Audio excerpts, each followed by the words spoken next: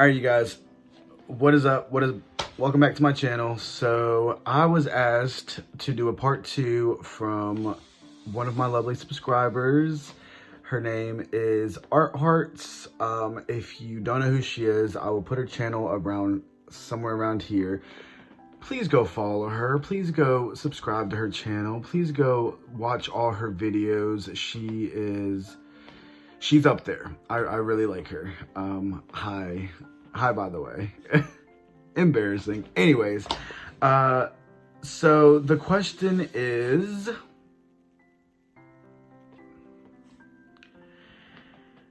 so how did I cope with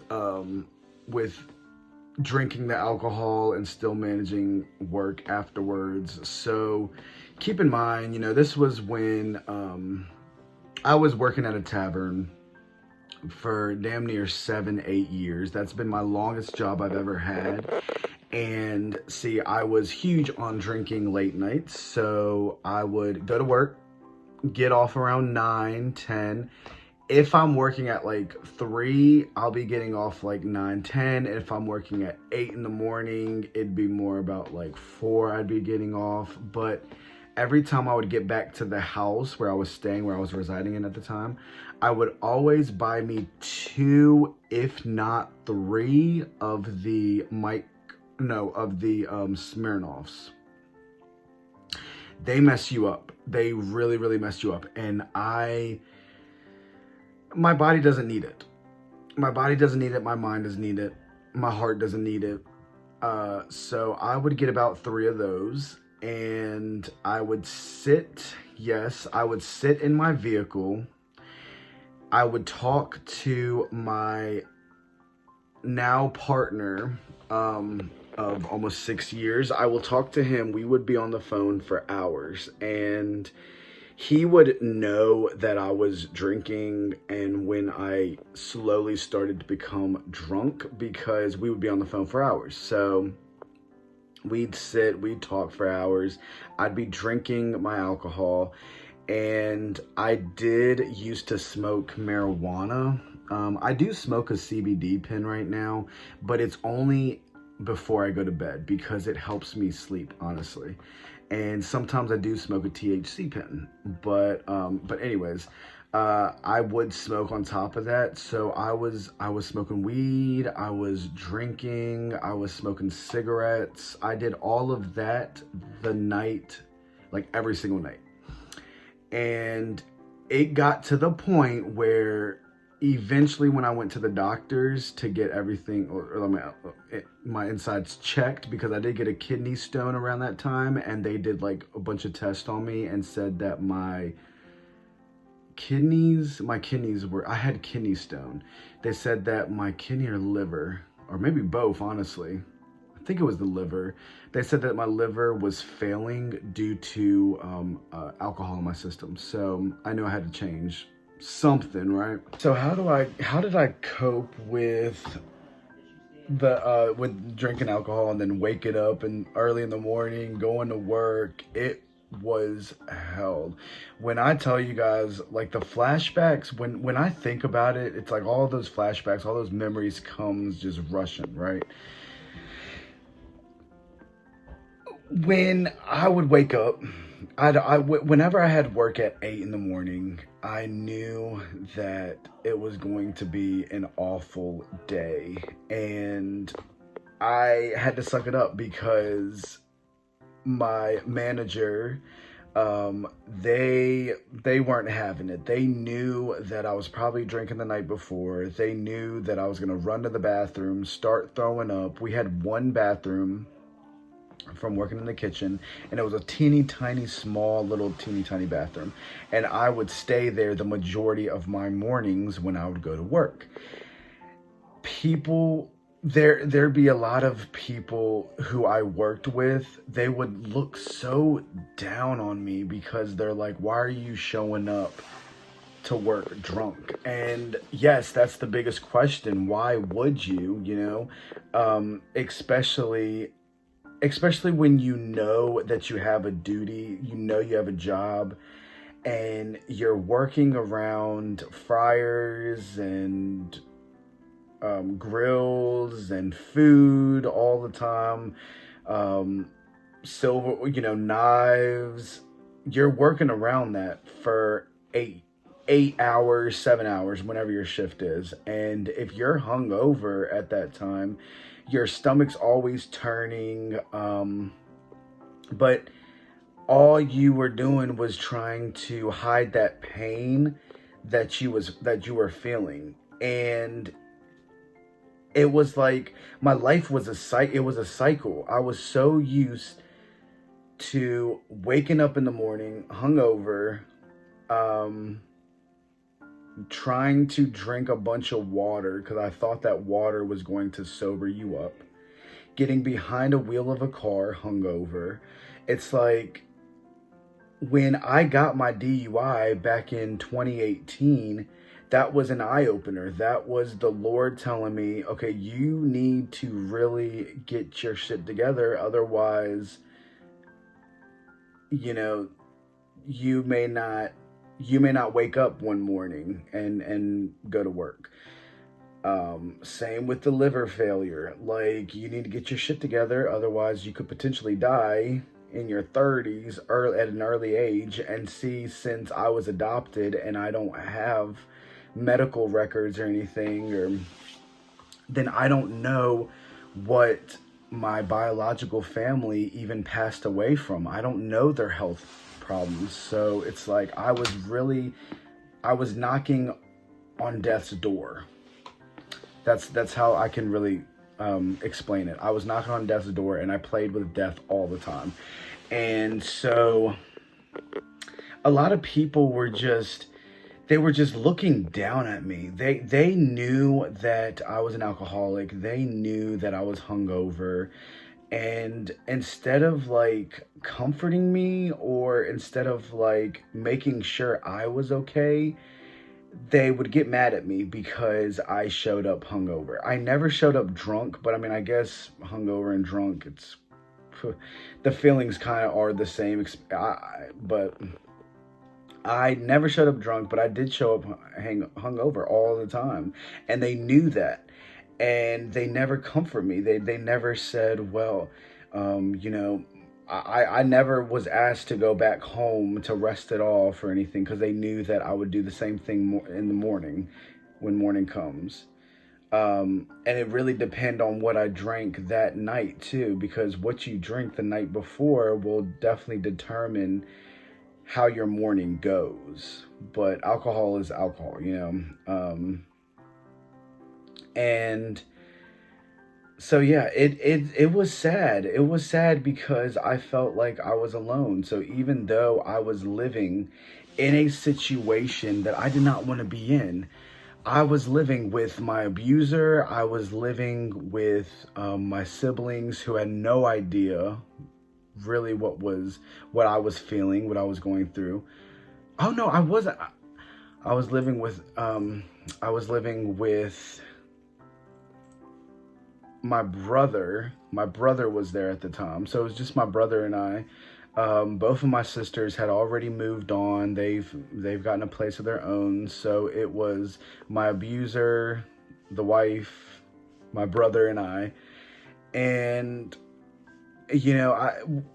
when there's no one helping you, then you feel like all you have is the money in your pocket to spend on these couple of drinks that you're going to take home with you that night.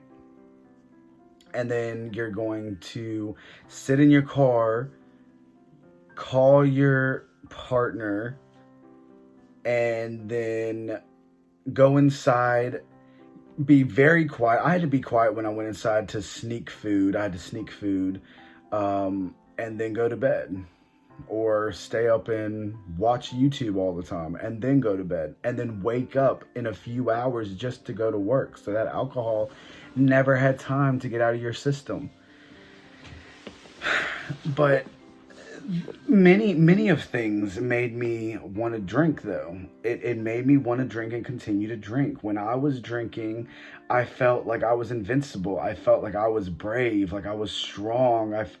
All the reasons that you don't feel like you should be when you are drunk, I was thinking them. Like you'd rather be sober knowing that you're brave, that you're not scared of anything. But when you're drinking, then it's like the alcohol takes over, and then you feel like you're invincible.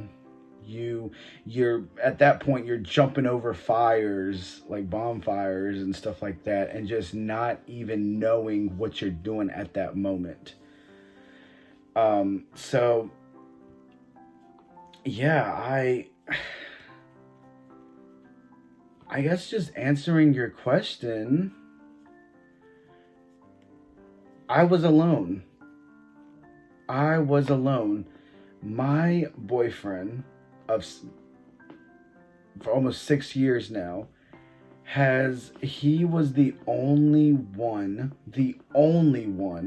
who actually was worried about me at that time.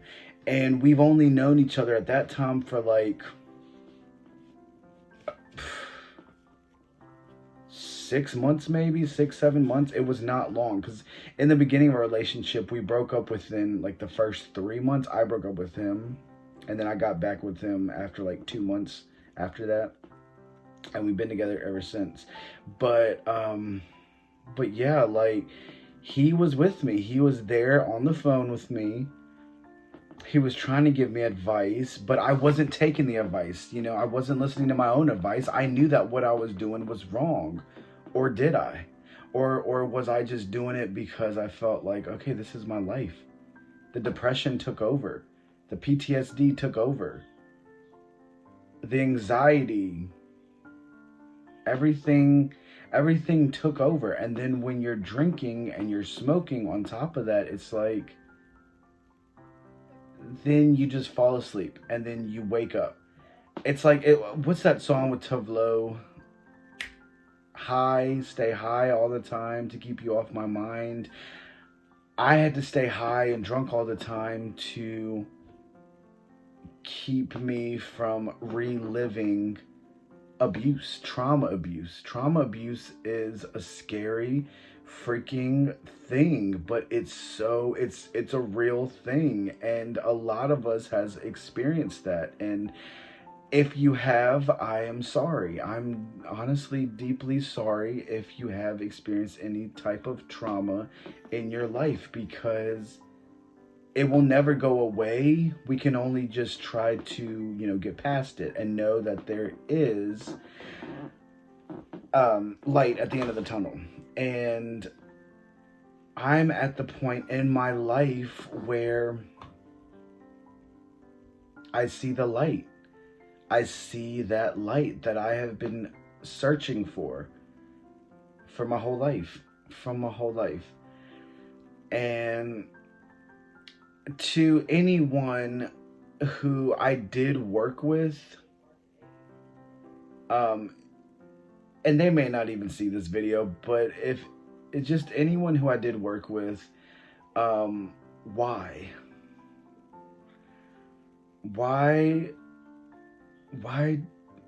didn't you at least try? Why didn't you at least try to help? And I hope that doesn't make me seem greedy or selfish, but one person helped me, and he's still with me today. And that is why I believe God sent me over, or sent him over to me, and vice versa, because I've helped him get through a lot of shit. It's like, I'm on a new journey in my life, and I can't go back. And manifestation is a real thing. I never really knew what it was. I've been doing more of my research on it, and I'm manifesting greatness throughout my years to come. And I pray that great things comes for you all also. But I'm back. It's been It's been too long. The past week, this can be another story. I can make a whole another video about this, but the past week, let's just say I have seen some true colors shine. We'll just keep it as that. And yeah, it opens your eyes. When you see true colors shine from people, it really opens your eyes. And I'm not upset about it. I'm not mad about it. I'm glad that it happened when it happened, because I never wanted to come into a new year with negative thoughts, people, conclusions, consequences. I didn't want to do that for a new year, which, by the way, happy new year 2025. Crazy, freaking crazy. I'm praying and hoping that you guys all are having a great new year so far. We're almost done with January. Can you believe it? I feel like it just turned 2025. That's wild. Anyways, okay, so I hope that this answered your question. If it didn't, I do apologize. Thank you for being so sweet. She really is. She's very, very sweet. And it's like, I feel like I understand her, you know? And I know that there's hundreds, thousands of us out there that are exactly the same. And I cannot wait to just have like a big community like that around me, because that's what we need. That's what we want. So anyways, I love you guys. Thank you for that lovely comment. I hope that I answered it. And yeah, if you have any questions, and you'd like to ask anything, I am willing to hopefully make a video and answer them. So, okay. Well, have a great day. If you're in school, have a great day in school, and have a great day at work, and have a great day at your house if you're stay-at-home parents. I love you guys. Have a great night. Have a great evening. If you'd like to subscribe to my channel, I would love that too. If you'd like to like and leave a comment, I would love that too. However you guys want to do it. Okay, well, I'll see you guys in the next video. Bye.